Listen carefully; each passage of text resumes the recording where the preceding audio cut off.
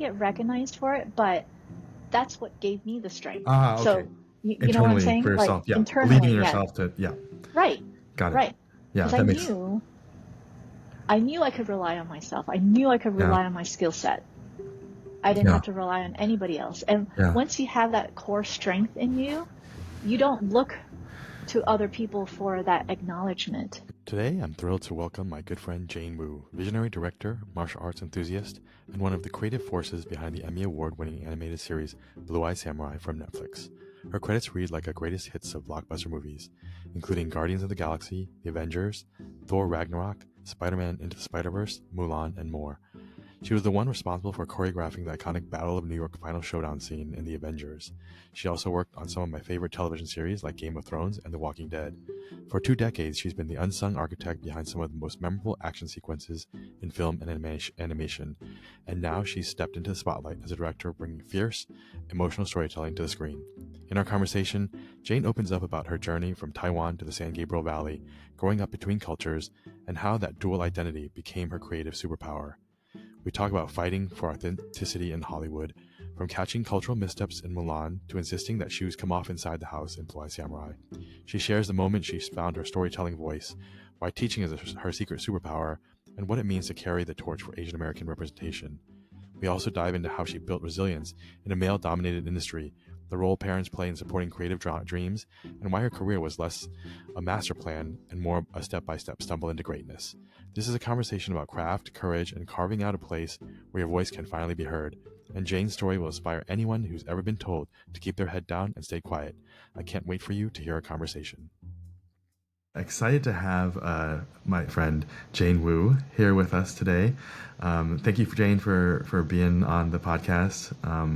I am excited to talk to you about all the things, and I know we're texting each other all the time and having all these conversations. So this is new. Now Like, it's we're gonna- now it's documented. Yeah, now it's on. Now it's on tape. Well, I guess they don't use tape anymore for these things. But I'm trying to remember who connected us first, or how do we first meet? It was Jenny Zhao. Oh, Jenny Zhao. Yes. Yeah. And how did you know? How did you know Jenny again? She is my ex-husband's high school sweetheart. Oh, And they interesting. remained friends, and I met her a long time ago. And I thought Jenny was great, Yeah, yeah. Jenny's Uh, awesome. I yeah. went to college And with her and graduate school with her, so yeah, we spent many years in school together. oh, I see. Yeah, because she recently, well, not recently, but I guess a couple of years ago, reached out to me saying that she's running media something with Amazon, and she has some production questions for me, and so we started a lot of dialogue back and forth. And because I was talking about production, I invited some of my team members to talk to her, because there was a lot of technical stuff in terms of post-production that I couldn't answer. Yeah. And so therefore we had to show her some shots from Blue-Eye Samurai, and she saw it. She's like, whoa, this is so cool.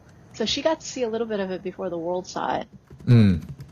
Wow. And then so she became a big fan, and when we premiered, that's when I said, I need to get a list of influential Asian American people invited to the premiere. I said, I don't know any, because I'm behind the camera. I'm working all the time. I don't know who's who. And I said, do you? And she goes, wait, you need to talk to my friend Dave. He knows everybody. That's how we got connected. That's oh wow, right. that's a. So it actually turns out she. Did you say she dated your ex-husband? Okay, and she lived in the hall of my wife, like in her freshman year of college. So yes, that is. It's weird because, like, people are. Do you want to say all you Asian American people know each other? Yeah, kind of. Some of us do. Yeah. Yeah. It's it's a small world. But no, I'm so thankful to Jenny for this Me friendship. too. Yeah, Me it's turned out. too. I mean, we talk all the time about all the things, and it's been amazing seeing kind of your rise. But I had never heard of you before that, and there's reasons for that, but Yes, we'll get and into that. I've never heard of you before Yeah, either. So, but but it's like, but I haven't done. I mean, you've been doing amazing things this whole time, so it's it's like I should have heard of you before, but I gotta say that, because I don't work with a lot of Asian Americans in my career, in my path. It's great to have friends like you and have professional Asian Americans out there to reflect and to bounce things off and go, wait, I'm not crazy. I felt that, right? Because you felt that too, right? And it's good to know that, because that's part of the mental health support group that you kind of need. Yeah. Like my partner's white and I love him dearly, but there's aspect of it that he's never going to understand, that I won't be able to tell him, and he can empathize. Yeah. But I don't think he would just get it. Yeah. Yeah. And I feel like when I've shared my essays with you and then your responses have been like, it's just so emotive and so, I mean, it clearly resonates with you. And I'm thinking, well, you're in a different industry and still, yet these things still resonate. Oh yeah, it does resonate. Because it's not an industry specific thing, right? It's still a culturally specific thing. Yeah. And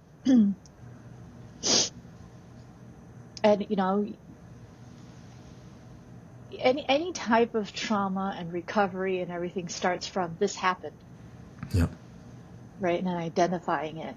And had we never, had you not written these essays, and have we not reached out to our other Asian American friends and go, you felt that too, right? Like none of the healing can begin.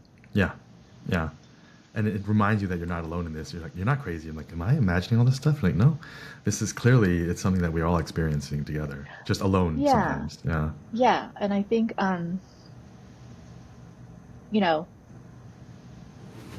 it helps put a lot of things into perspective, so you don't take it out of perspective. That's another important thing. Yeah. And the thing that you said about like other Asian Americans not supporting each other, that's stuff that is also, we all know that. And I think with Asians, we tend to just keep to our immediate family or immediate, and then like you go figure out your own troubles and things like that. But I certainly don't want to do that, because it does take a huge village to raise everybody up. Yeah, 100%. So these podcasts are important. Yeah. Yeah. And I mean, the reason why I didn't want to start the podcast was I felt like I get to have these conversations with you and my friends about all these things, but I learn so much from them, and I want others to learn too, because these are the types of things that the next generation, we don't have to wait 20, like we did, so many years to start talking about these things. But I think our next generation, like your kids, yeah, they're being raised by parents that have assimilated here well enough to say, I'm not going to tell you stuff like work hard, keep your head down, and do all that stuff like that our parents told us to do. Yeah. So I think they'll be a little bit more well adjusted. It's interesting where, I have friends who are sanseis, third generation Japanese, that none of the stuff that I'm talking about, they've never felt it before, and they don't understand it, because they have been assimilated and adjusted, and they have a slight departure from their original culture, and they don't understand it. Like, I would love to address a lot of these issues, which are immigrant-based issues, where I'm an immigrant. I came here when I was 8.5, and there's still a huge chunk of me that lives back in Taiwan that I identify with. Yeah. And I don't know sometimes how to consolidate these two, because culturally they're so different. Yeah. Yeah. Because I do something westernized, and then my mom says I'm too westernized, and therefore I'm not a good Chinese daughter. And I'm like, what do you want me to be? So the elasticity that we must have. Yeah. And then now I want to start thinking about, like, how can we use these elasticity as part of our strength, as part of our, our flexible strength? And can these two culturally contradicting ideas live side by side? And then does that F us up? Yeah. If we do that, Yeah, no, totally. I mean, it's interesting what you say about this, the senseis being, even if you're third, fourth generation, because though they may see themselves not the way that we have been raised to see ourselves and the baggage that we have, it doesn't change how the external, like how people perceive them. They don't know if they're third or fourth generation, and they treat them a certain way.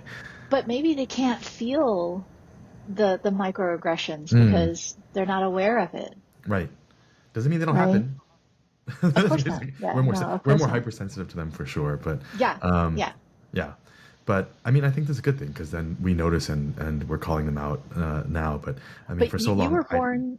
I was born in Queens. I was born in New York. So that's right. So you're pure ABC. I'm pure ABC. Yes. Yeah, and when I tell people I'm FOB, they get so confused. They're like, "Yeah, but your English is perfect, and you don't look like it." I'm like, "Yeah, but deep down inside." You don't look like it. I mean, we all look the same. Yes, but yes, you are 8.5 from Taiwan. I mean, there's still a part of me that still like wants to go back to that night market in my flip flops. Yeah. I think a lot of us do. And when you came over from Taiwan, you were 8.5, and you moved to SoCal. Where in SoCal did you grow up? Mainly just here in Monterey Park. Oh, you're in Monterey. Oh, so you're in SGV. Got it. Yeah, always SGV, and I think that's why also I was, able to retain the language. Not only were we asked to speak Chinese at home, but because the community predominantly were all Chinese. Yeah. And I still had a lot of Chinese friends. And the fact that we were sent back home to Taiwan every summer until I got a driver's license. And I was like, you're not catching me now. But I think all those years of still, my parents making sure that we were well connected in Taiwan. So it although I came here at 8.5, when I say there's a big chunk of me that's still there, it is going home every summer, spending 3 months in Taiwan. And then, once you get so acclimated in Taiwan and it's like, oh, then we got to go back home. And it's like, oh, God, and I have to. I just got here. Yeah. And then oh, but this was fun. And I feel the vibes, and now I have to leave this behind, and then I got to go back home and then readjust. And so that was a bummer. Did you ever feel? I mean, because it's not like your parents moved to Kansas. You moved to San Gabriel Valley, so it was pretty Asian, and then you would go back to Taiwan. So did you ever feel kind of other growing up in a place that was predominantly Asian? I mean, I guess outside in the stores and other stuff like that, but I mean, in high school, what was it like? I mean, was it all like, what was the breakdown of?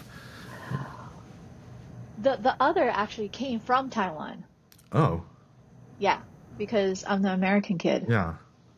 Right? Yeah. So I remember,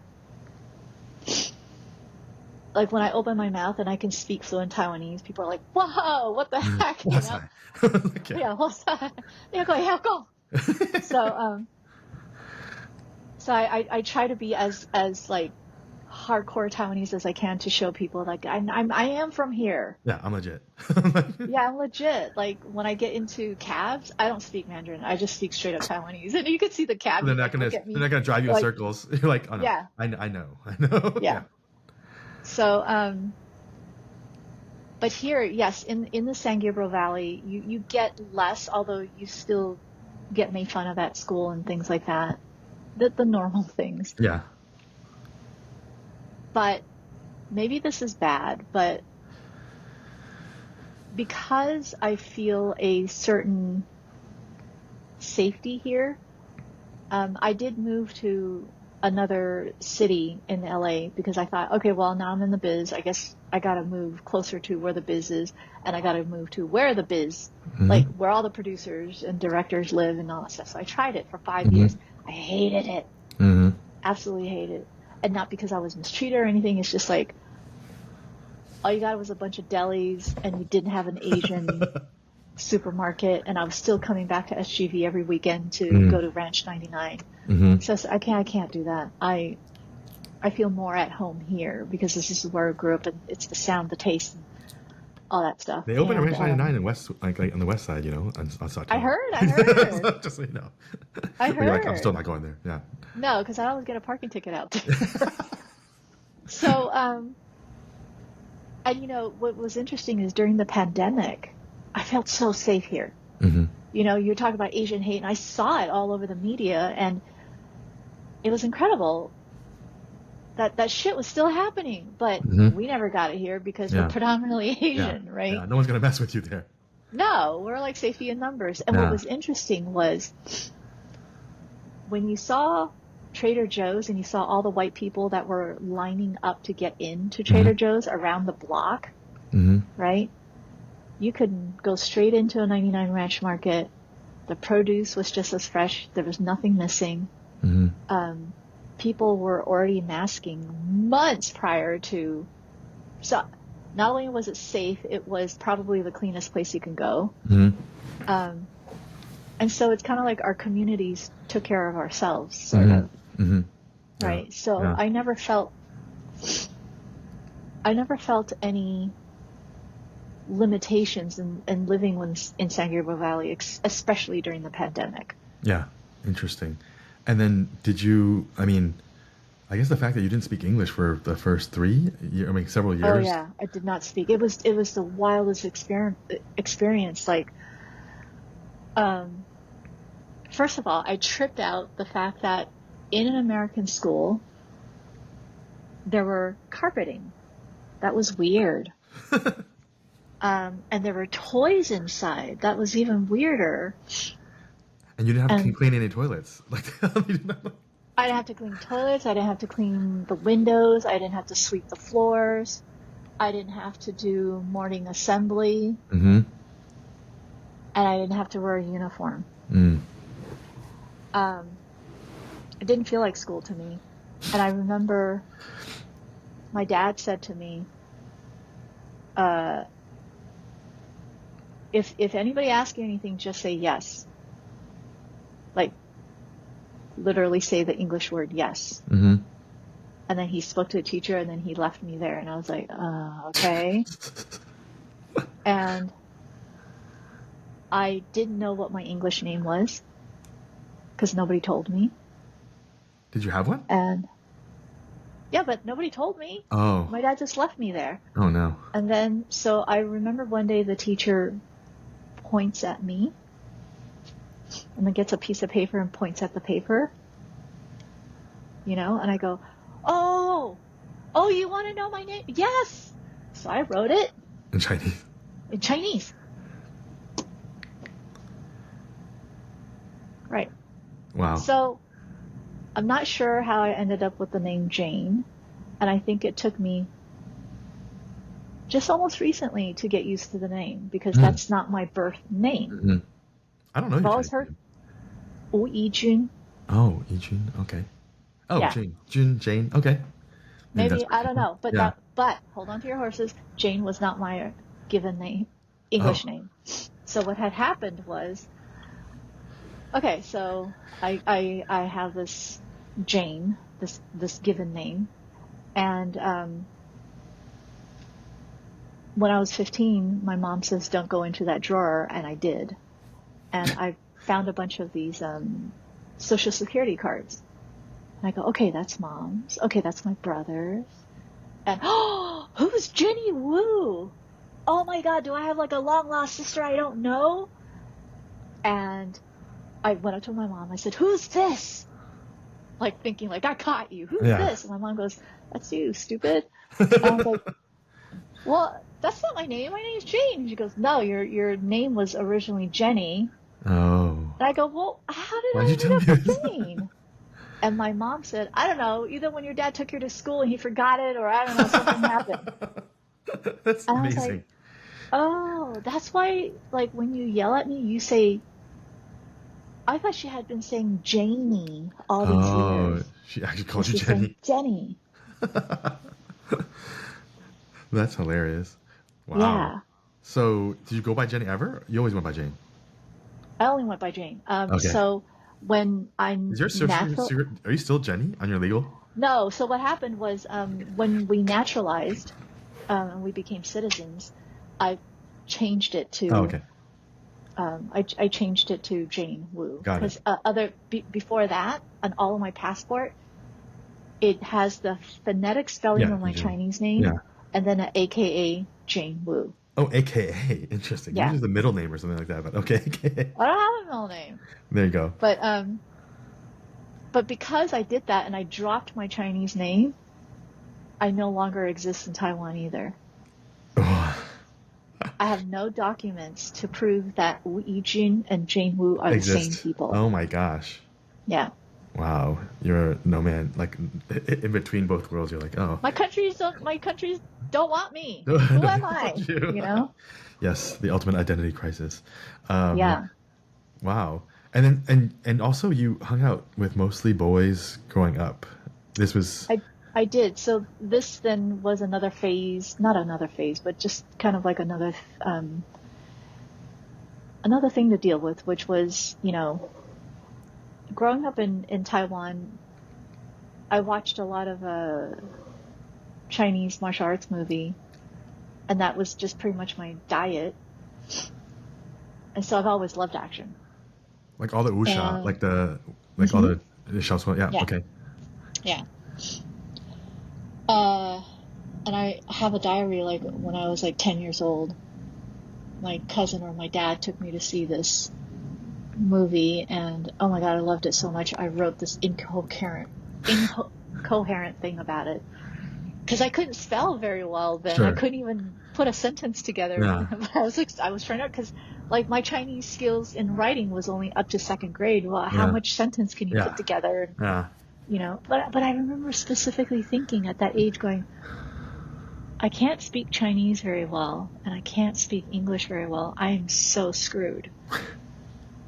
But I think that's why I did express myself visually, Yeah. right? Yeah. But so yeah, it was my interest that made me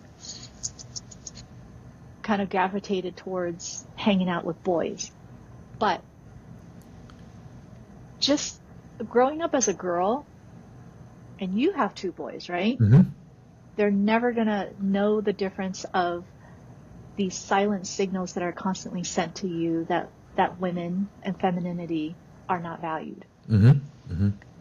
And as a child, you absorb all this, right?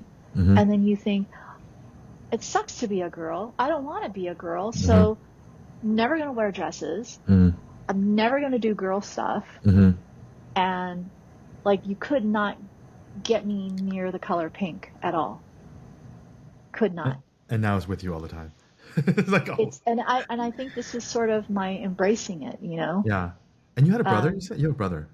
I have a brother and two stepsisters. Yes. So did you feel like your parents value your brother more than you? I mean, no, oddly enough, no. Oh. So, no, yeah. my dad treated me like the son, Yeah. like I was always, you remember back when water delivery, like Yeah. the sparklets and air, they were glass? Yeah. I had to freaking bring that in, Those are right? heavy. And I'm the one that had to flip that Roll. over and put Yeah. that thing on there, right? Yeah. So, and I'm the one that carried the big, huge sack of rice in from Yeah. grocery stores and stuff Yeah. like that. So, because my brother was younger than me and I was physically much bigger and stronger than he was, so I did all that work. Yeah. So, and like even stuff like, oh, Boy Scouts back then, right? Got to do cooler stuff than Girl Scouts. I don't want to make cookies. I don't want to sew. I want to go camping. I want to do survival techniques and stuff like that. Oh, Yeah.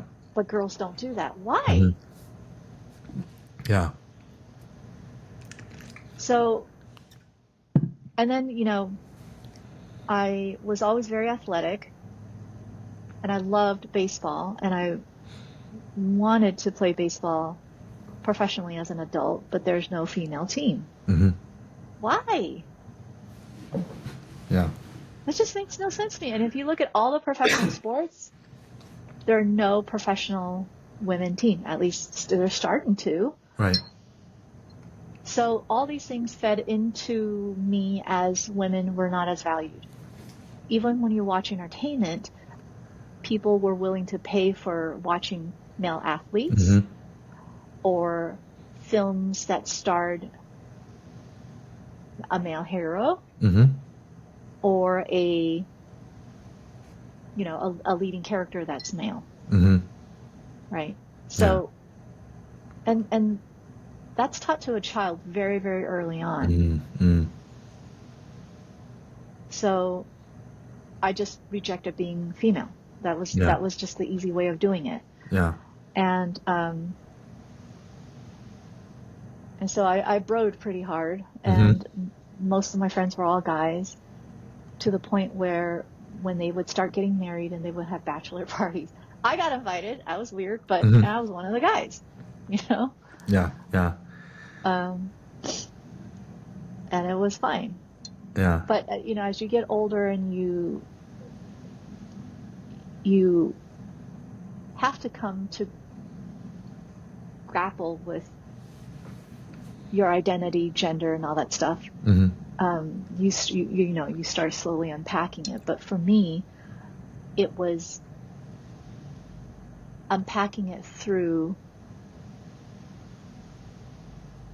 why I did this. Like, it wasn't a sexuality thing. It wasn't that because I like girls and therefore I'm going to be a lesbian. And it wasn't that, right? And believe me, there was periods of time going, am I a lesbian? But it was once you figure out, like, oh, I this happened because of a social feedback loop and then a social reaction to it. Yeah. And then you can, like I said, any kind of trauma, any kind of anything happens with identifying what happened. Yeah. And a lot of that, I feel like, was formative to you going through this industry, because like it made you like not afraid of dealing with other men or thinking you were less than any other man, or anything you can do, I can do better kind of mentality. Yes. And I think that will always be part of me, where I want to compete with men. Now in a healthier way. But almost doing that as a survival thing. That I had to, I knew the code. And I knew what the code was, and I knew how to work the code, and I knew how to code switch. Right? And making the guys kind of comfortable around me. And so that I don't get ostracized. So it worked. But I know that at a certain point I knew something always felt off, because I wasn't really being my authentic self. And I think, and this talk is good because I'm about to fly to Scotland to talk about the same thing. And in fact, the title for my talk is, "Hey, you draw pretty good for a girl." Yeah. Because I get told that all the time. Yeah. But it was, because the guys weren't being threatened by me, I can then quietly on the side try to figure out, like, well, what is my voice? Because it doesn't feel authentic. It feels like I'm just trying to be like that dude and these guys over here to try to, like, pardon the expression, but, swing your dick around to see who's got it bigger, right? And so I don't have one. That's why it never felt right. Yeah. So how do I do it? How do I do it in my own voice? Like, had I not had all these stimulants around me of just male toxicity, what would it sound like? And so I was able to just kind of focus on that for a little bit. And part of what I'm going to say in Scotland was that you do have to find the courage to to take a chance to hear yourself. And I think a lot of people don't do that because they're afraid of rejection. They're afraid of losing that opportunity that they made. And now because they're going to be different. Yeah. Right. I mean, did you feel like that it sounds like, from my perspective as an Asian American, I feel like for so long I've had to try to assimilate and, fit in just so I don't, basically so I don't stick out too much. But as a woman in these rooms, you have the double whammy of being Asian and a woman.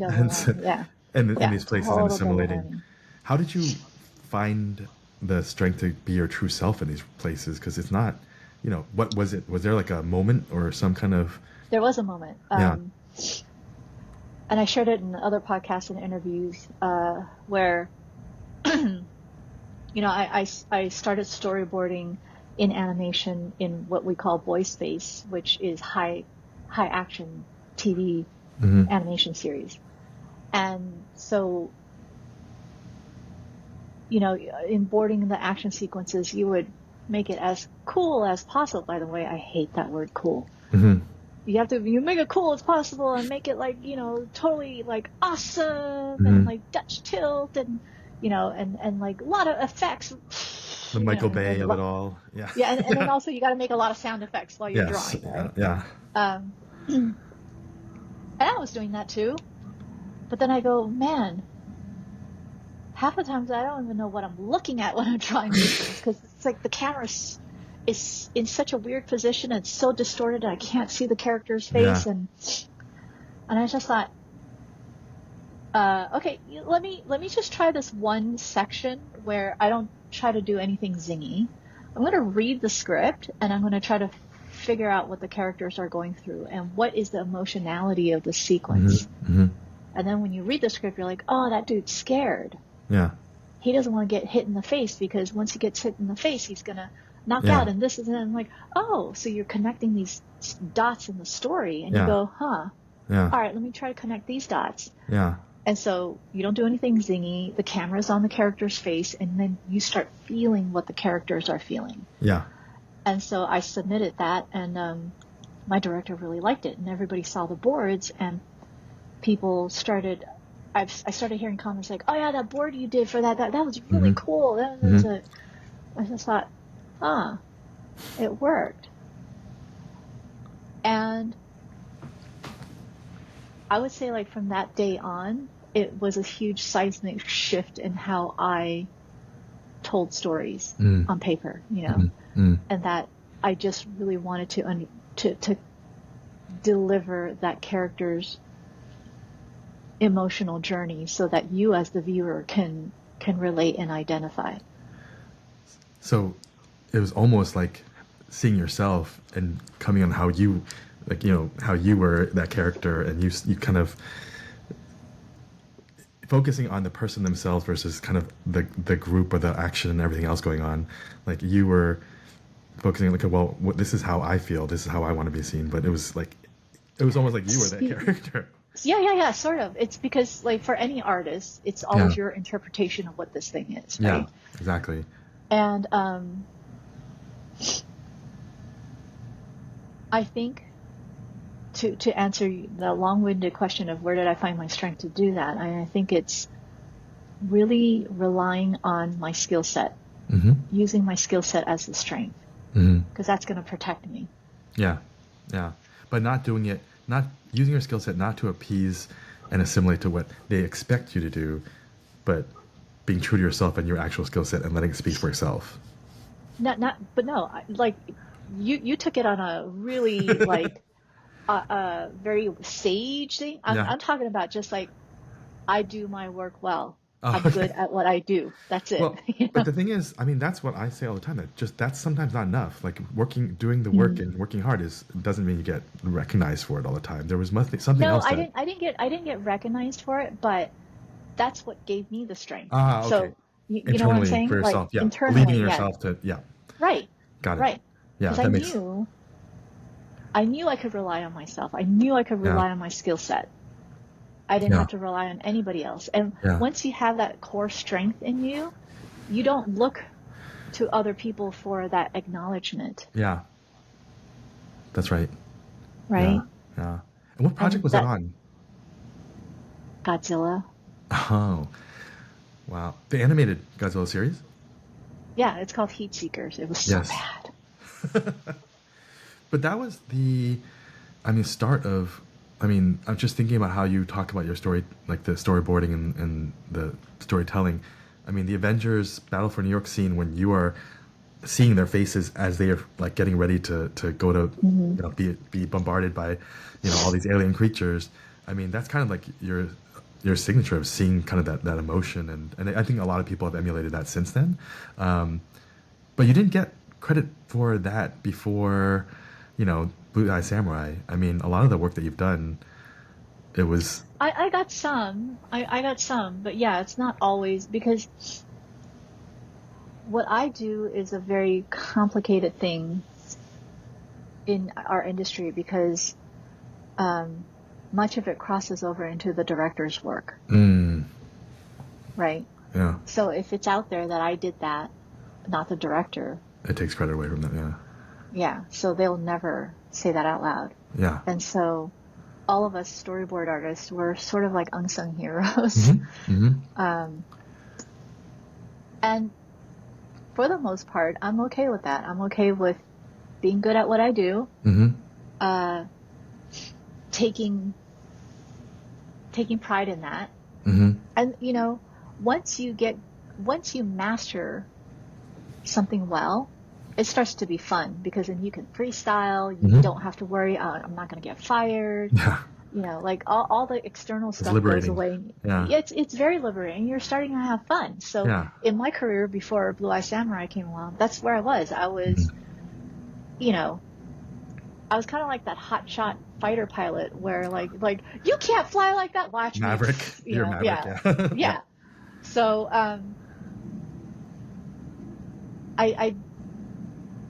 I see so many young people that are insecure, and it's because they have nothing in here that they can believe in. And then I'm going to sound old now, but then like kids these days, not all, but the work hard theory. And then like they tend to give up too easily, or they think, I had a class. Okay. All right. Now you're a master at it because you had a class. Yeah, I hear about these from the cooks all the time. Like from my friends who are chefs, the young cooks, like, oh, I've learned everything I need to. You've been here 2 months, you haven't learned, and then now I'm going to open a restaurant. It's like, oh my gosh, they don't want to put in the work to actually. I did one souffle. Yeah, so I'm ready to open my own restaurant. It's like, there's a lot you don't know. Yeah, there's a lot, and I think, granted, when we were young, we probably thought like that too, right? It's not only when we kind of get into it and go, oh, that's why that guy has that position, because you look at him. And I always revert this back to basketball, which I'm a huge basketball fan, right? Like, when you have Derek Fisher step, and I'm sorry, I'm a Laker fan.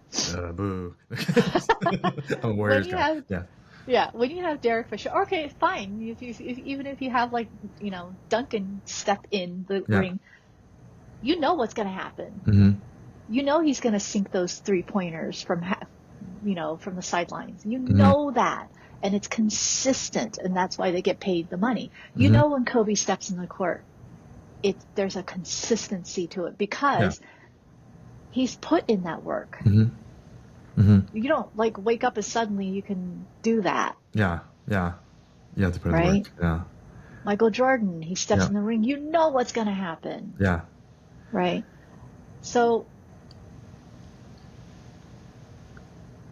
once you have that thing to believe in yourself, and you're good at something, of course it doesn't have to be drawing, it doesn't have to be basketball, it could be whatever.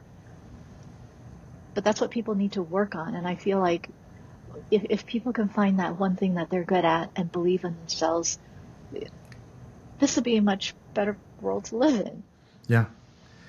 Did you feel like that? You've been doing this for 20 years. Did you feel like you needed to do it for 20 years to get here, or did you feel like you could have been given a shot 10 years ago? Because I feel like once Marvel figured out that you were like their secret sauce, they went back to that well over and over again and had you Yeah, work of on so course. many projects. But each project I learned something new. Mm-hmm. In each project I try to level up and try to go, Mm-hmm. oh, I didn't know that before. How do I put this into my toolbox and toolkit, you know? Mm-hmm. So no, me 10 years ago is a different storyteller than me 10 years now, Mm-hmm. because you mature. I remember when I got out of school, I started teaching figure drawing, right? Mm. And I remember when I was drawing a demonstration for the students to look at, I just thought, my God, my drawing still looks like a student. I thought when I graduated, like, kabam, my drawings were going to like eventually look like my teachers. Yeah. How come my drawings still look like a student's? Well, I haven't matured as a person, you know? And now it does, because I've matured as a person. You see things differently. And it all, and the beauty of all this is that everything takes time. Mm-hmm. And that time should not be rushed, Mm-hmm. because there is so many valuable things to learn from each parts of it, Mm-hmm. right? To know what I know now, it took 25 years, because each aspect of it was learned in a separate box, because I didn't go to school. And even if you go to school for it, you don't learn everything. Yeah. Right. Yeah. I mean, when you came out though of school, so after Berkeley and doing Wushu at Berkeley, where you learned a lot, I guess that's where did you start martial arts while you were at No, Berkeley? Before then? no, I didn't go to Berkeley. Wait, I thought you went to Cal for some reason. No? No, I didn't. But I always traveled up there because of the martial arts community, because there Oh, was the a Wushu was, huge, that's how it was. Okay. I remember you yeah. mentioned that was like, okay, so you know Wushu coming up at Berkeley, because I remember we talked about it. I was like, oh, that's why you came. So after that though, you opened a comic book store in Pasadena? Yeah. I was like, huh? So as a kid, I've always read comic books as a kid, but I was And what was reading your favorite Asian comics. what was your favorite comics? 老夫子. Oh yes, that's right. Not action oriented, comedy. But okay. No, but the drawings were so beautiful. But Yes, anyways, yes. and you know, I read those Chinese comic books, and they're all martial arts stuff, like Feng Yun, right? And in high school, my then boyfriend said, "Do you read X-Men?" I go, "What is X-Men?" And he just started like handing me boxes and boxes of his X-Men comic books, and I just like tore through them. I was like, "Oh my God, these stories," you know? Yeah, yeah. And so I got into a comic book collection, and then by the time I graduated college, I had so much comic books I didn't know what to do with. And so some friends of mine got together, because like once I went to Otis Parsons, and I studied to be a fashion and costume designer. My mom's a fashion designer, right? So I just followed her footsteps. But I didn't like the industry, so I came back to teach. And I knew I was too young to teach. I had all the technical skills, but I didn't have the life skills. So if you're coming to me and you say, "What do I do if contractually they blah, blah, blah," I don't know. Never been through that. Yeah. But here, I'll teach you how to draw the stitch, you know. So I had some time on my hand, and so my friends and I decided to open up a comic book store. And we had 3 locations in Pasadena afterwards. So not just one, you actually expanded to 3. Yeah. That's a big business. We didn't make any money. We broke even. And breaking even, we never intended to make any money. It was just like, well, you know, a bunch of young people with a little bit of money that pulled together, and we said, "What do you want to do?" Yeah. And but it was fun. It was like Cheers. Yeah. But it was a comic book store. Yeah. That's awesome. And I made the mistake of having my location across the street from an elementary school. How's that bad? That's where all the business comes from, no? Yeah, I'm taking their lunch monies, right? Yeah. No, but like, I became like after school care. Okay. Right? Yeah. So then I started realizing the parents are all saying, "Hang out at the comic book store. I'll come and pick you up at this time." So I started to know whose kids was what. I'm like, "Hey, Sam, your mom's here." Bye, get out, bye. You know? Should charge them for your daycare. I know, right? Yeah. Or like I'm having arguments with these kids. They're like, "Of course, Sabretooth is like would take out between Wolverine. Sabretooth and Wolverine. Of course, Wolverine's gonna win. Anti-Anium. Yeah. Come on, kid. Yes. You know? Wow. So you're arguing with elementary school kids? Yeah. But I'll always have a love for comic books and for Marvel, and I will never DC. I can't. Same. Yeah, and so for me to then eventually go into Marvel, so easy. Yeah, you knew the world. I knew the world. I knew the poses. I knew the stories. Yeah. You know. How did you get from comic book store to comic book storyboarding? Like, what is that leap? I mean, the leap was I started, because we would have booths at Comic-Con, and this is before Comic-Con blew up, when it was just comic books, right? Yeah. And I started meeting a lot of the comic book artists out there, and I started hanging out with them. And they eventually, one by one, went into animation. And they're like, "Oh, Jane, you'd be perfect for it," And I was like, I don't know the first thing about animation, but okay, I'll put together a portfolio. Yeah. Dumbest portfolio ever. Because I don't have any animation. It was a bunch of figure drawing, a bunch of fashion illustration. It just shows you I can draw and I can design. And that's it. Yeah. Right? 9 months later, I get a call from Sony, and I even forgotten I put in a portfolio there. Yeah. They said, "Hey, so we're going to hire you as a cleanup." I thought, okay, what's a cleanup? Like, you want me to clean up bathrooms? So what that was a storyboard artist would draw something very roughly, and I would come and clean up those lines and put it on model. Oh, and this is for Men in Black, is that right? No, this was for Ghostbusters. Oh, I don't think that's even, I saw that even on your IMDb, but I guess maybe it's uncredited or something. No. You should, it should be in there. Okay. But once you're in the industry for almost 25 years, some of those credits can go away. Well, yeah. Those aren't important, know? Yeah, you made it now. So, yeah, and I just got drop kicked in there, and I basically learned everything about animation, everything about filmmaking on the job. Wow. How many women were in these rooms with you throughout all your kind of, you started on, what? You were the only one? Yes. Always. Even recently, as far as all the Marvel movies and everything else, you're still the only one. Yeah. What must that be? I guess you're used to it. Yeah. Because, you're used to it from like when you were a kid too, because you were always with boys. Yeah, but now I like to confuse everybody, so now I like to dress as feminine as possible and walk in there. And like, wait, what? Yeah. You did what? Yeah. Is it just because it's always been a boys' club because only boys are into these action films? Like, why do you think that is? Yes. Right? It is. It is.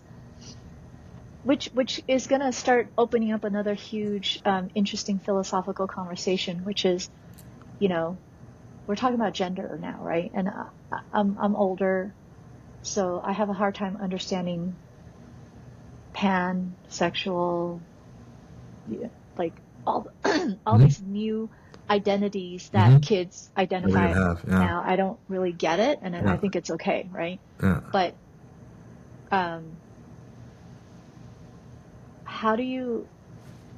is it right to say this is predominantly a male thing? Or is it genetics? Mm-hmm. The hunter-gatherer thing, Mm-hmm. Who knows? I'm not sure. I maybe am built a little bit different. I'm sure there's millions of girls out there like me that do understand that aspect of it, that do understand kind of the testosterone aspect of it. I must have more testosterone. Maybe I have more testosterone in my body than normal girls, right? And I understand that stuff. But is it to say that there are only female makeup artists? No. Right? I think instead of generalizing, we should make it individualistic. That Jane happens to really resonate in this world and like that stuff. Not this girl. Yeah. Right? Yeah. And that gives tons of other people more room to join. Yeah. Makes sense. I mean, when you started going into more, like, I guess, I don't know if Mulan was, like, you did the Jackie Chan Chronicles, so there was finally your first Asian series. Was that a very I was so Asian happy. room, or like, what was that like to be able to work on something like that? It wasn't an Asian room. I was, we had some Asian artists. Jeff Matsuda was the character designer. And he was a comic book artist. And, a lot of our artists were Asian. But like, I was very happy to be able to represent an Asian American show, and a lot of, like Uncle's personality came from me, where,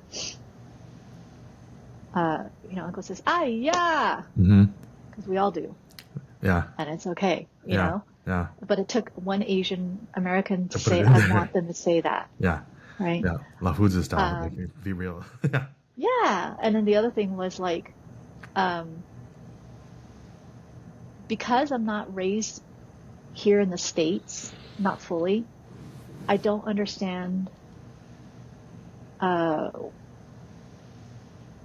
isms very well. Like, I'm going to get this wrong. Bridge underwater? No. Water under the bridge? It's water under the bridge, yes. Yeah.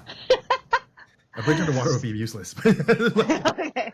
All right. But like, I don't get those sayings right. Yeah. So I said, make Uncle do that. Like, he's idioms trying and things like that. Yeah. Idioms, yes. He's trying to pontificate, and they never sound right because he says it slightly wrong. Oh, that's funny though. That's actually Yeah. Because I don't know. And what was weird is, like, when I had my daughter, I couldn't sing any lullabies to her. Because you didn't hear them when you were little. I didn't hear them when I was little. I could hear. I could like do the first bar. I'm a little teapot, short and stout.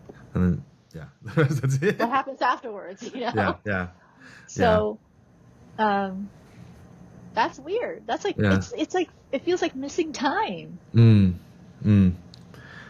That's interesting. I mean, the idioms things I hear from a lot of immigrants are like, it doesn't even make sense to me. Like, why would you? I'm like, oh, I guess if you think of it that way, why would you remember it? Because Yeah, we don't know it, right? Yeah, so, exactly.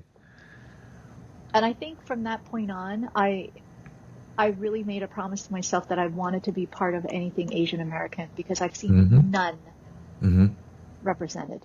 Yeah.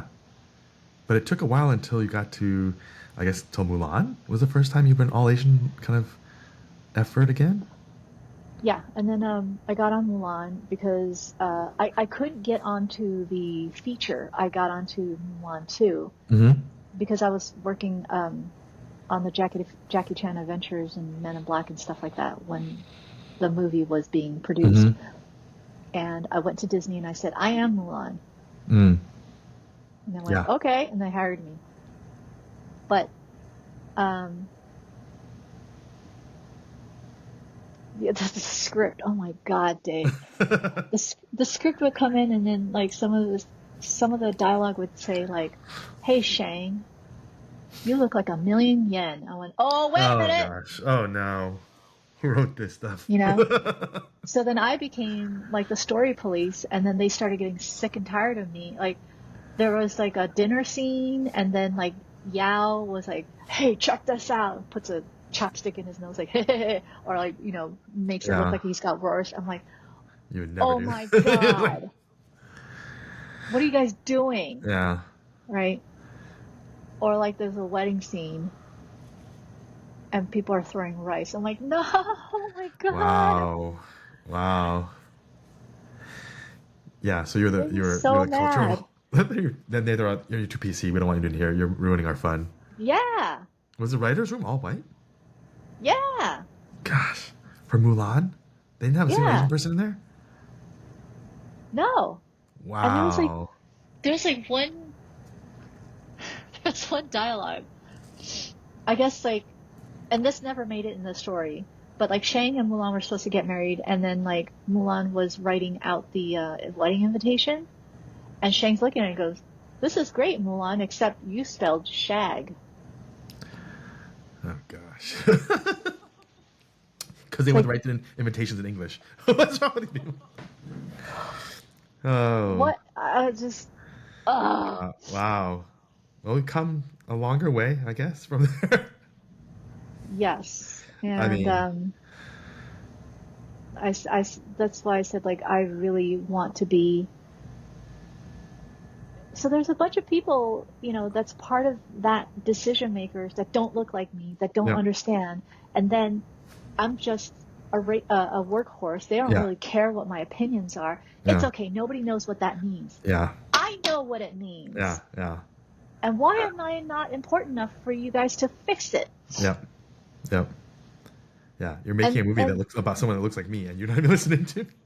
this is still the anger and the trauma that I hold Yeah. when I work on Blue Eye Samurai, Mm. right? So when Netflix says, well, maybe, I go, no, Yeah. we're not going to do it like this. Yeah. No, Yeah. Yeah. And you have that 20 years behind you that's like, no, I deserve it. I've earned the right to say this is not okay. I do think, people are more woke now, so there's no way that would happen now, Yeah. Yeah. right? People are a lot more sensitive to it. Yeah. And so Mulan, Shang-Chi, like you've worked on some other Asian projects. This, like Blue Eye Samurai was yours. So you could, you were directing it. I mean, how were you able to make sure that this was, more authentic and true to, the story of Mizu and the world that you were trying to create? Especially since so many Asian Americans long for seeing shows that they're like authentically represented. Yeah. Yeah. And things that matter to them in their Yeah. culture that reflects them, right? Yeah. I think it was much easier. I think it's because the pandemic happened, the Black Lives Matter happened, Mm-hmm. people's thought process shifted. Culturally, everybody shifted. So Mm-hmm. when you have a show like this, you can't say, and everybody's white, and we're going to do Blue Eye Samurai. Mm-hmm. There's no way that's going to happen, Mm-hmm. right? Had I not been so familiar and raised in the Japanese culture, I couldn't do this either, right? And it's because, we're Taiwanese and Yeah. we're more raised Japanese than we Yes. are Chinese. Yeah. So I felt 100% comfortable representing my culture, Mm-hmm. my dual culture, Mm-hmm. like that. So they did come to me looking specifically for that. And I did tell everybody involved that if I'm not going to be able to do this authentically, Mm-hmm. I don't want to do it at all. Mm-hmm. So that was part of hiring me. Yeah. That was part of the deal. Yeah. So I remember like in one shot, so in all of our models that we have for Blue Eye Samurai, there's different versions of state of dress, right? Mm-hmm. And so one of them is shoes on and off. And the rule was in the house, no shoes. Inside, no shoes. Outside, shoes, period. Mm-hmm. Mm-hmm. But one of the Mizu characters in 105, when she walked into the house, she had her shoes on. And I just went, what? And so we were running out of time and money to do retakes, to retake that shot, to take off her shoes. And then I think 5 years ago, somebody would say, God, nobody knows. It just It would doesn't shag. matter. It would be like shag. Yeah, right. But then the second I said, I need those shoes taken off. They clean it up. Yeah. And then the executives were like, yeah, okay, yeah, shoes come off. Yep, shoes come off. The budget magically appeared to go fix Yeah. it. Yeah. Yeah. Wow. Is there anything about the first season that you would have done differently or changed? A lot of it. Okay. A lot, but most of it is all technical. Oh, okay. I mean, not those things. I mean, in terms of. Oh. No. I don't think I would have changed anything. I mean, in terms of hiring certain personnel, yes, maybe. Mm-hmm. But in terms of creative wise, Yeah. no. Okay. No, Yeah. I'm very happy with it. And what's it been like now, Asian American workhorse, 20 years in the industry as a storyboard artist on things that you were credited for and not credited for, finally like, oh, George R. R. Martin wants to do animated. Oh yeah, right. Like This might be interesting actually. So maybe on your podcast I can announce that I have signed on with Verve Talent Agency, and they are very excited to represent me as a Asian American director, and they have all these plans for me, and they're like, we're going to send you in for this, and we're going to do this, and and I was thinking like, oh God, now I have to have ambition. I don't know what that feels like, because I've been a workhorse. Mm-hmm. I've been told what to do. Mm-hmm. What do you want to do, Jane?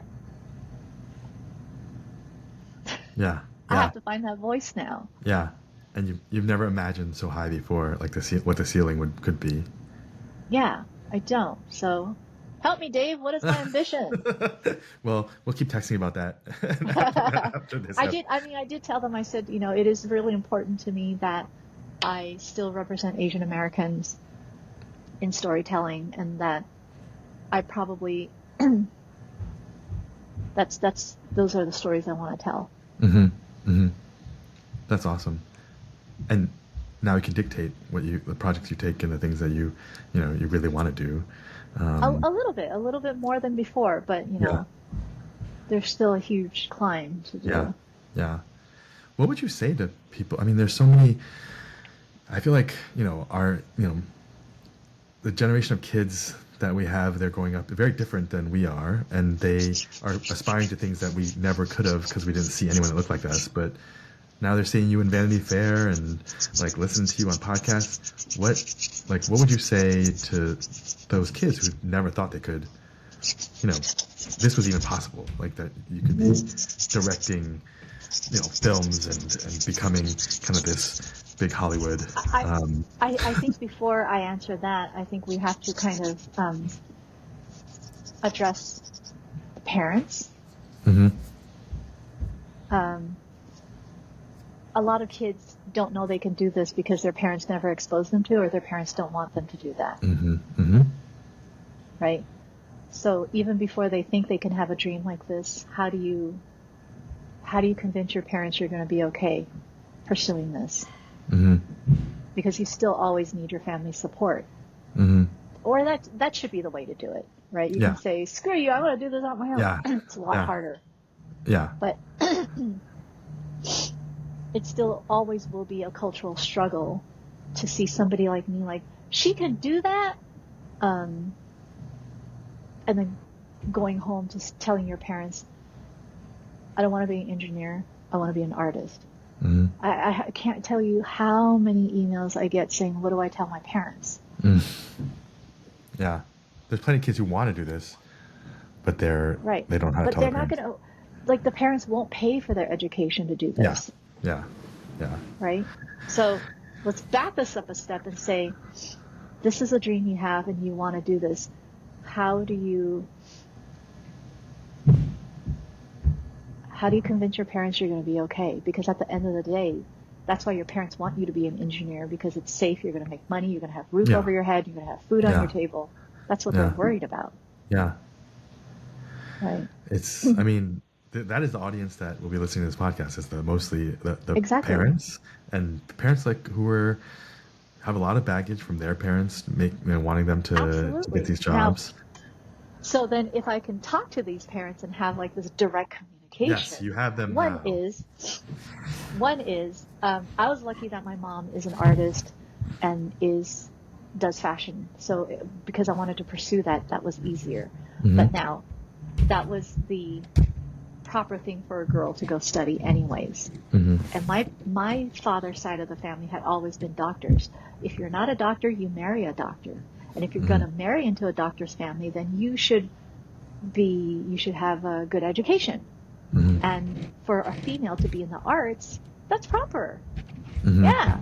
Make dresses, very proper. Right? So I didn't get I did get the support to go to art school because of that. Mm-hmm. Right. But when I switched over to film, my mom kind of like lost it. Because it was like running off to join the circus, right? Why? Wow.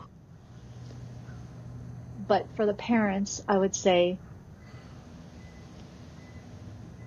it's very, let's put it this way. I'm very grateful and I'm very lucky I get to make money in something I enjoy doing.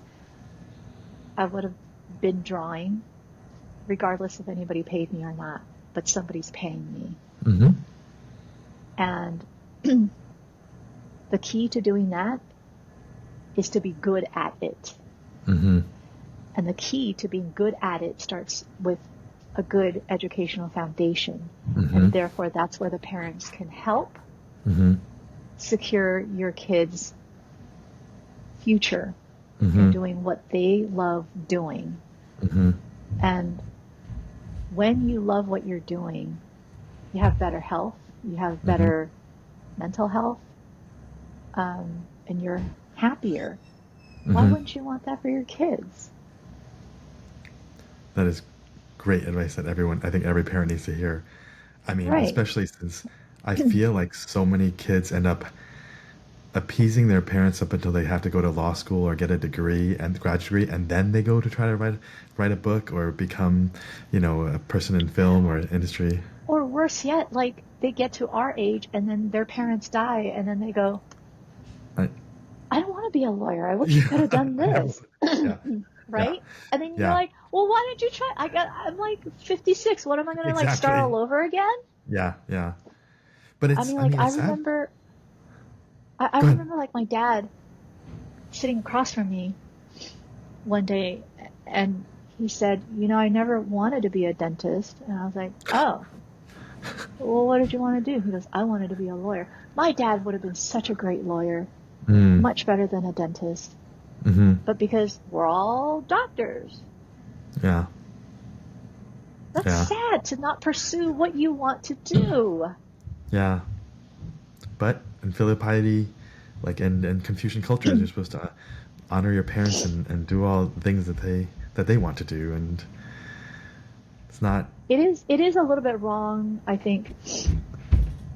Filial piety gives you can misuse that power. Yeah. Yeah. Right?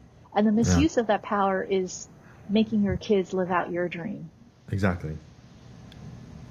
Yeah. Right? But some parents still think but that's I'm doing this for you and I'm putting it's like, no, just sit back for a second. What is your kid like? What is their interest? Which means you actually have to observe them, focus them, get to know them. Yeah. Yeah. But this doesn't just cross over to film or art. Like, if you're good at what you do, you generally will be successful. Mm-hmm. And this is also not talking about the racehorse and like just making money. Yeah. If you're good at what you do, you're going to get hired, right? Yeah. Yeah. So start there. What do you want to do? Get good at it, and then get the support to do that. Yeah. To learn that skill set. Yeah. I mean, and be educated and trained in that, so you get really good at it versus having to do it in your 50s and realizing I didn't want to do this. I mean, it's so I have so many people that have these dreams that I meet and they never got to pursue them because they went after they pursued a dream that parents wanted for them. It's just always so sad. Or like splitting the difference, which is fine. Finish that economic degree and then do a side what do you call it? Do a minor in art. But see, I always wonder about that because then you're still telling them you still have to honor your parents while you pursue the things that you want to do, and that time could be spent getting better and honing the skills of being a writer or an artist. But what if your parents won't pay for that education? I know. Well, that's what we're trying to tell them. Parents, pay for your kids' education. Pay for them to be good at what they should be good at, or what they love. Like you said, I think it's true. If you're really good at something, you'll find a way to make money. But it's convincing your parents to believe that's enough money because they want you to make, the doctor, lawyer type of money, not a, you're a good artist type of money. Well, it's really hard, and it is. I mean, our parents love us. But anything is hard, and everything is competitive. Yeah. Right. Yeah. So,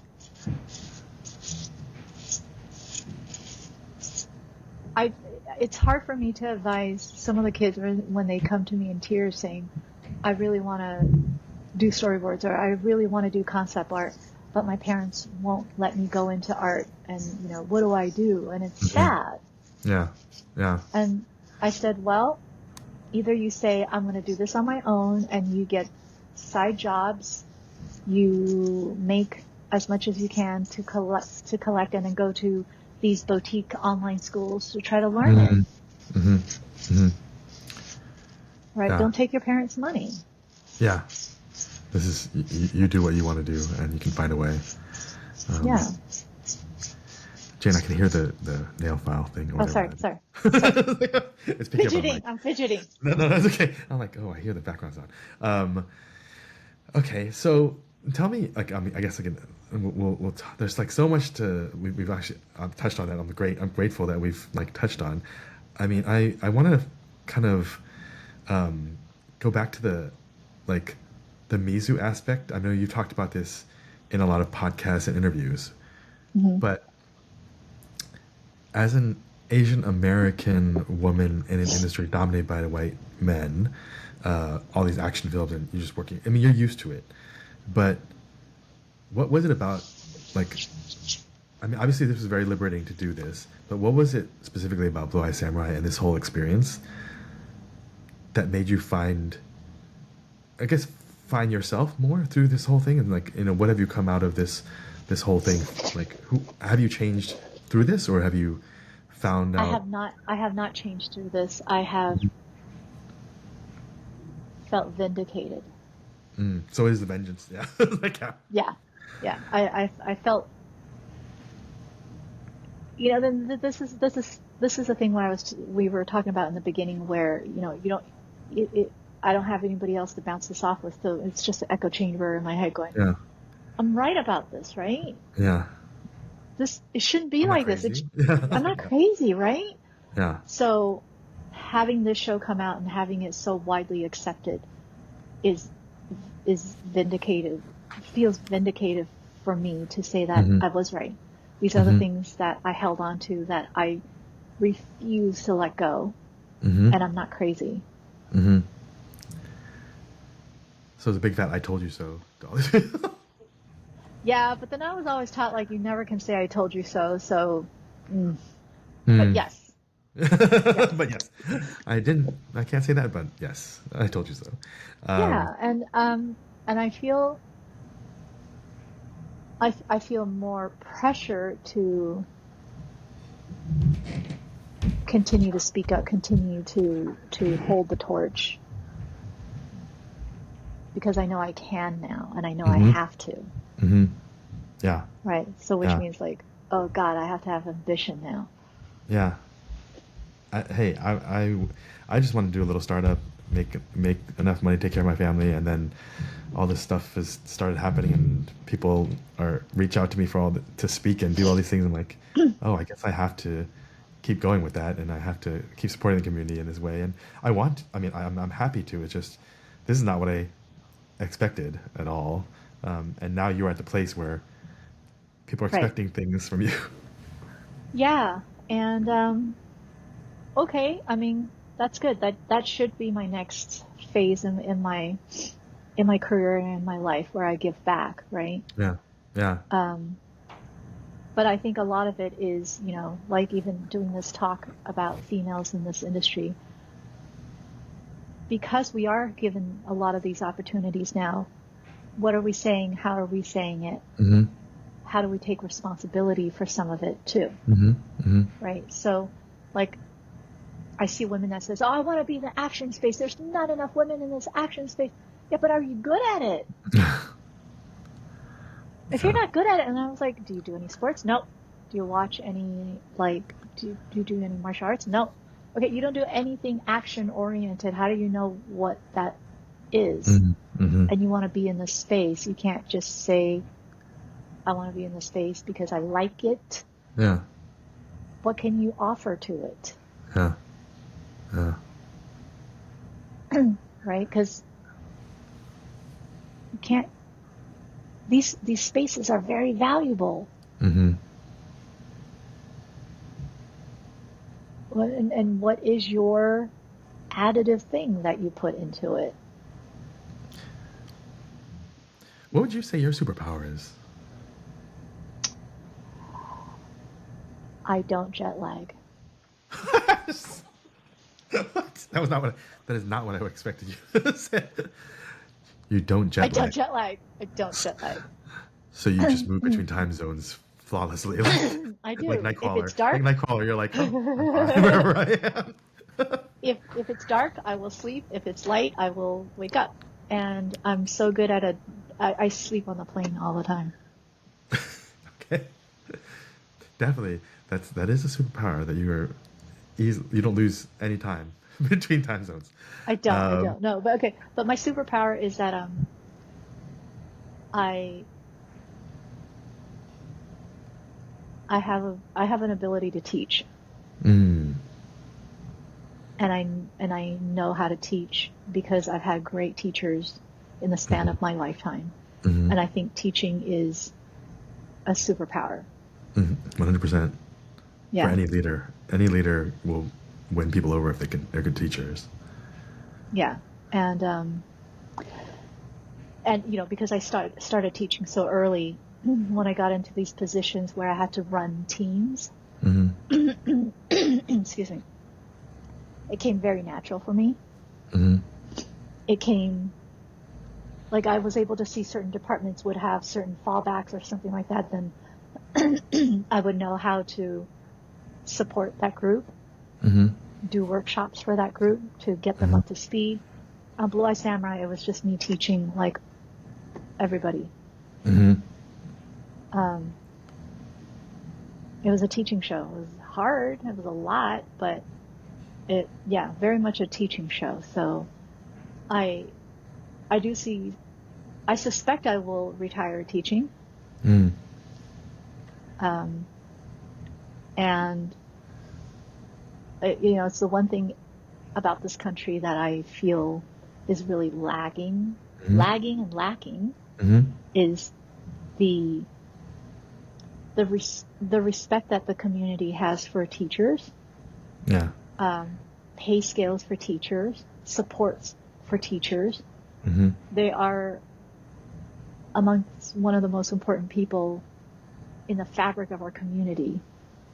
Yeah. And education is not put as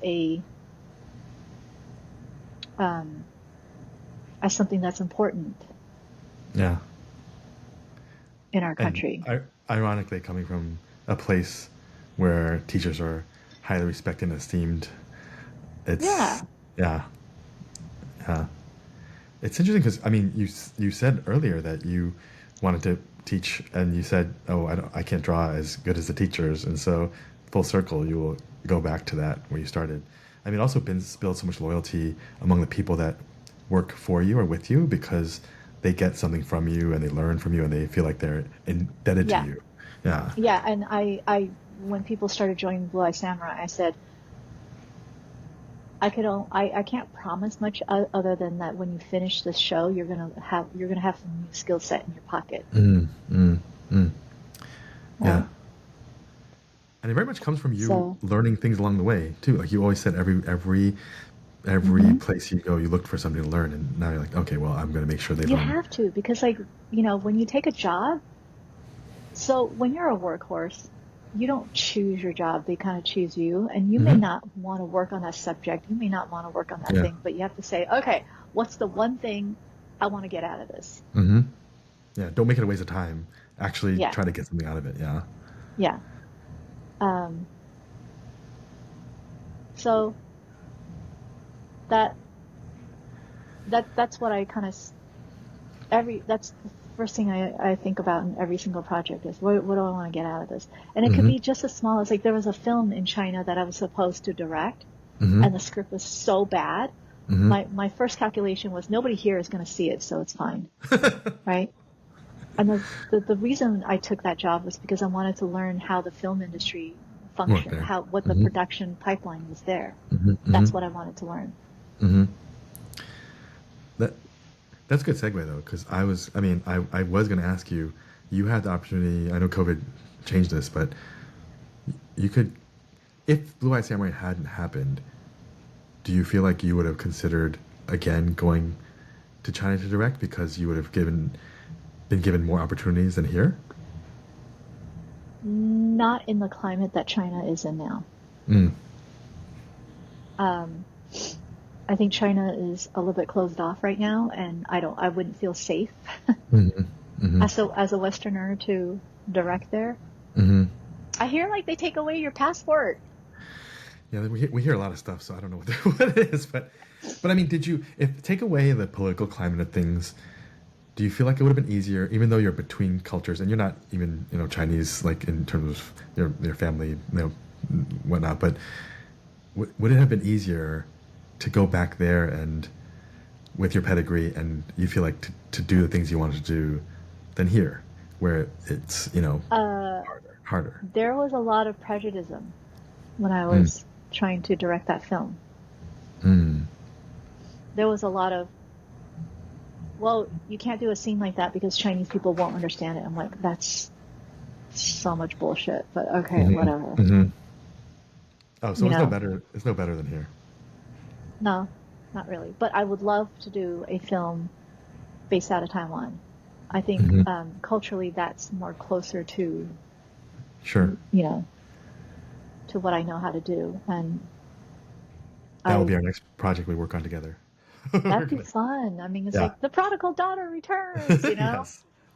There, Um, the film industry in Taiwan is like awesome. There's so many people there, so we'll make that happen for sure.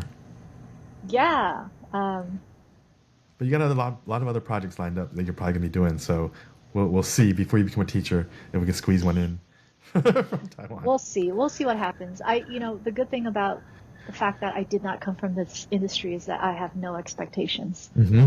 Mm-hmm. right? Yeah. I'm here because I'm supposed to be here and that's it. And Do you if my career ends tomorrow, maybe. this is where it ends. That's fine. Yeah. Yeah. You know, Do you feel like you kind of stumbled into this then? If this was not your a intention to be hundred where you are? percent, Okay. 100%. This like I always get the Jane. So you made it. So how does it feel? I go, first of all, I don't know where I am. I don't Yeah. know what made it means. Yeah. I How'd I don't know get how I here? got here. Yeah. Yeah. So I don't feel like I've made it because when you talk like that, that's when you I have a goal and yeah. ambition, right? Yeah. Like 20 years Yeah. ago, I said, I wanted to do this and now you're Yeah. here, Yeah. right? I never You did reached the that. So mountaintop and you're like, I didn't know where I was walking to. I didn't know. I just Yeah. like, everything was connected to everything as I took one step in front of me. Mm-hmm. Oh, I like this. I'm going to try it. Oh, I like this. I want to try this. Oh, I'm good Mm-hmm. at this. Let me try that. It's just one foot in front of the other. And that's why it Yeah. takes 25 years. Yeah. Yeah.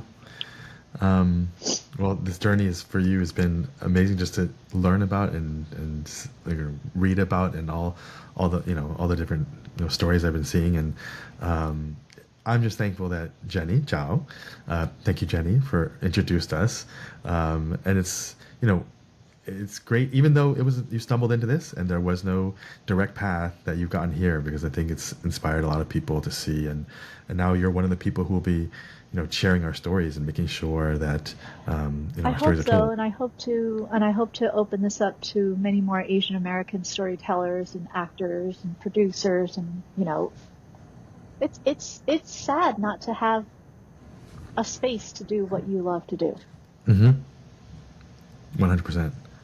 Yeah, and you'll And be then I creating can't those. believe like we Yeah.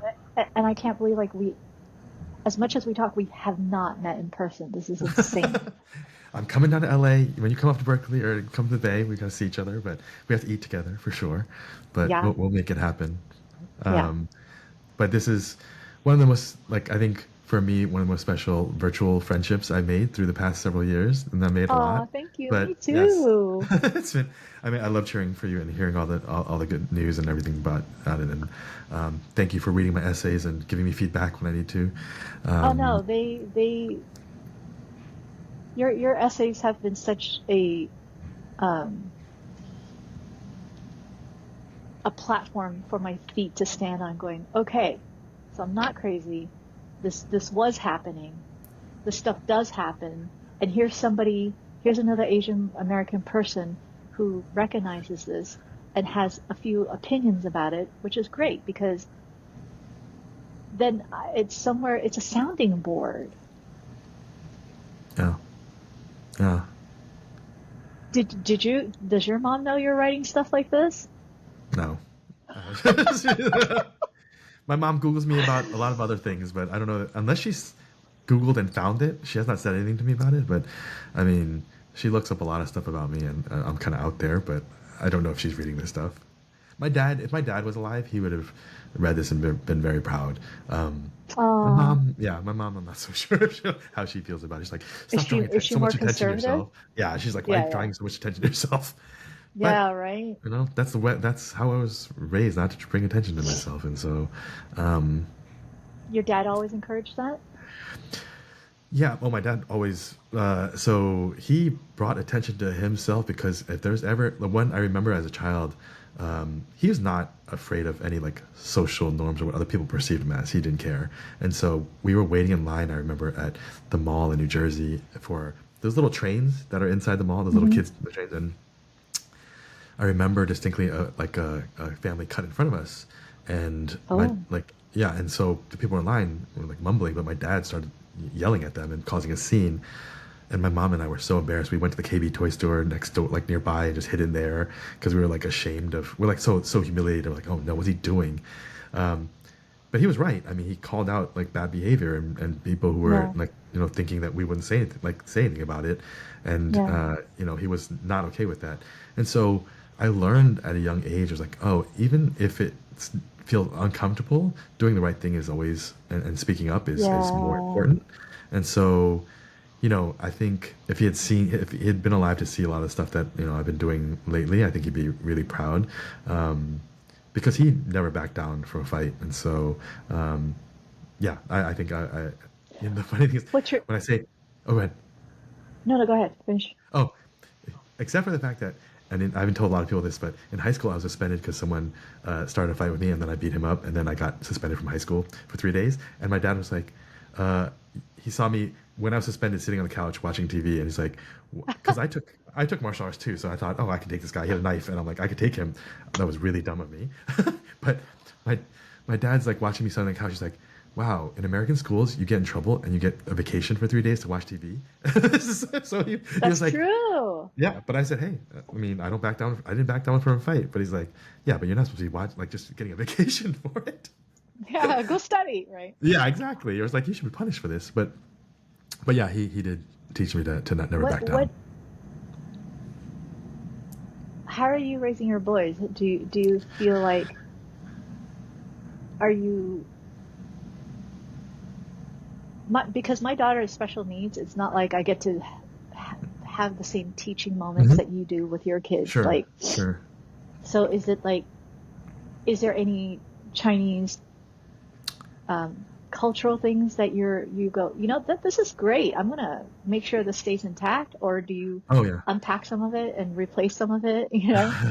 Pick and choose from column A, column B. Yeah. The boys are going to Chinese immersion program schools, and so they're getting all the culture at school. They're learning Chinese. My youngest is in preschool that only speaks Chinese. My son is every other day is fully in Chinese. They just had a Lunar New Year like festival, and they performed in that. So they're getting plenty of that aspect. In terms of, us encouraging them to do all, like, I mean, I remember after school, I would just be stuck at home watching TV, and there was no one taking care of me. I was basically, the TV was my nanny, right? Because the parents were working. They couldn't afford to take care of me or send me to camps after school. Yeah. So I was like, for my kids, I want them to try all the things. My youngest is in ballet, and he loves it, and my older one is trying jujitsu and basketball and tennis and golf and whatever it is. But I think for me, it's like, I want them to, like you said, find out what they love and what they're good at, and then I want to encourage them to do that. But I also want to be like my dad and teach them like never to back down from anyone, that they should never feel othered, or that they're less than anyone else, that they can do all the things that they want to do. And sometimes I wonder, like, would it be better for them to be raised in somewhere like Taiwan, where they don't feel like another, or even Hawaii of all places, where they wouldn't feel like different? But then, like I have a friend who had a son, and he took his son back to China. He's like, I don't want my child to be raised in America in his formative years, right? Because there's no such thing as like respect for adults and things like that. How do you deal with that? Yeah. I mean, for the boys, I mean, the respect for elders is actually very important, but I feel like I want them to have that confidence that they, we grew up watching John Hughes movies and all these other things where you see Long Duck Dong, and like we're like kind of like the sidekick nerds, or this or that. I feel like you can be the homecoming king or the quarterback, or whatever it is. But in those places, you can, like, you don't think about that. It's like the burden of feeling like an other is not on your shoulders. You just feel like, oh, I'm just like on myself. I can be myself. I'm not worried about that additional pressure of I have to assimilate or fit in, just so I don't feel like I stick out or people make fun of me. It's a defense mechanism. So I don't want them to ever feel like they have to do that. And we're in San Francisco, so it's obviously there are a lot of Asian people here, and so not as, like, as for a lot of people growing up in other places, it's much more difficult growing up, I think. Yeah, I just there are some kids that grow up in the United States, and I'm not saying it's only a white kid problem. I think even in Asian kids, like, there's so much lack of respect and lack of and it's this country, it's America as a whole, the West, of not valuing elders, not valuing experience. Yeah, Which I don't like. Yeah, I mean, it's a double-edged sword. The lack of respect for elders, for us, in the negative ways, we respect elders and people who you assume have more experience or are better or smarter, and so you just defer to them. But the flip side is, yes, you also are not respectful to your elders and teachers who could teach you things. You just think, oh, I know everything already. I can learn. I can learn on YouTube. Yeah, that's what you're saying. Like with the kids, they're saying, like, I've worked in this restaurant for 2 months. I know everything. They don't value like an actual education or learning, like, from people who are experienced, and so I think that's why. Yeah. You're old. What do you know? Yeah, the things you learned are from like the ancient days. But I mean, that's why we have the superpower of being between both cultures, where we can learn what we know that we should learn, what we don't know, but we also, like, our American side will teach us, hey, I don't have to listen just because you are senior to me, because I can speak up and stuff. So it's. But see, that's so I know in me that creates a lot of head confusion. Yeah. It's the constant code switching. and then going like, wait a minute, because at a certain point, your knobs are switching so fast and constantly during the day. A couple of these buttons do short out. Oh yeah, and that's part of being where we are and who we are. But I think it is, and it's to our advantage that we have both of these worlds to kind of. It is, and from. I think that's why I was able to do Blue Eye Samurai and give such a new breath to it, because I could see both sides. Yeah. Right. Yeah. Yeah. I mean, I think that's a unique content that Asian Americans can create for people. Stories that have the balance of both, that bring a new nuance to traditional stories that we always see kind of the on repeat. I mean, there are a lot of Marvel movies, and they could have kept being the exact same formula over and over again, but they're starting to. I mean, I just watched the Marvels, and I'm like, well, they're adding. They're starting to add different things to it, and that's good. I mean, Deadpool's gonna be a whole nother thing, so it's like but it's good. It's not always the same formula. Yeah, I'm worried about the X-Men. I hope they don't screw that up. Yeah, when I saw Beast at the end of have you watched the Marvels yet? I don't watch any Marvel movies. Don't worry about it. Really? Oh, okay. Yeah. Well, then why would you worry Because it feels about like work. X-Men being screwed up? Oh, okay. Yeah. Then you're not going to watch the X-Men even when they come out. So what are you worried about? But that one I will, because that one's so dear to my heart. Did you like the Fox versions? Not really. I thought First Class was the best one. Yes, I agree. Yeah, the earlier ones were a little cheesy, but that was like a different time of superhero movies. But yeah, I mean, so can you talk about any projects just like, that are coming up that you might be able to share with us? I don't have any other project other than like second season that we're prepping for. Yeah. But Which will take up a lot of time. Yes, but I know my new agency will send me out for a lot of things. Yeah. We'll take a look at that. In fact, like I've got a couple of scripts that I've already been asked to read, so I've got to get on that. But you'll be the first one to hear them. Yeah. Yes, and I'm taking time away from you reading those now. I doubt you're procrastinating because I'm sure you want to read them, but no, this is fun. Well, Jane, thank you so much for taking time to chat. I know we talk anyway, but this is it's always fun. I mean, this is my first one, but it's nice to talk to an old friend. I'm so honored to be your first podcast guest, and Dave, like we can go on talking for hours. Yes, so this is fun. Yeah. Well, thank you again, and I'll catch you on text soon. Thank you, and then let me know where your podcast lives so I can tell other people. Well, you'll be helping me figure out like a logo like I'm working on anyway for it. So. Oh, that's what it is. Okay. Yeah. Very good. No. Okay. But yes, thank you so much, Jane, for taking time, and we'll catch up soon. All right. Okay. Bye. Bye. Thanks for listening to this episode of Hyphen Nation. Please subscribe to my Substack at www.davelou.com and follow us on Instagram at the Hyphen Nation and LinkedIn at Hyphen Nation.